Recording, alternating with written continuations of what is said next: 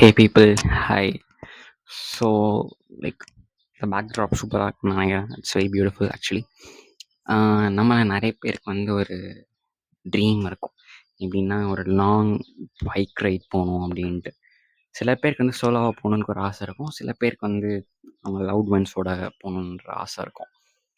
So, அந்த மாரி அவங்க லவ்ட் ஒன்ஸ் கூட அவங்க போகும்போது வந்து that is like beyond dream. அது வந்து நம்மளால எக்ஸ்பிளைன் பண்ணவே முடியாது.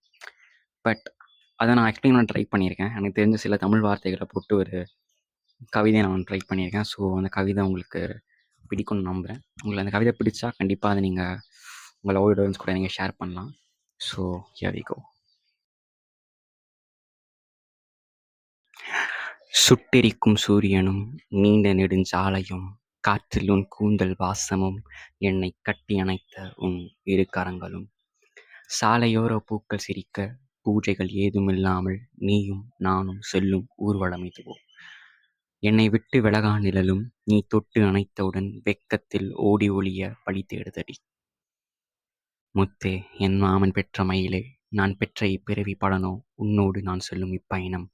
பதில் மொழியே என் தேன்மொழியே. ஸோ இந்த கவிதை உங்களுக்கு பிடிச்சிருந்தா கண்டிப்பாக லைக் பண்ணுங்கள். அண்ட் உங்களோட first right with your loved one எப்படி இருந்துச்சுன்றதை கமெண்ட்டில் சொல்லுங்கள்.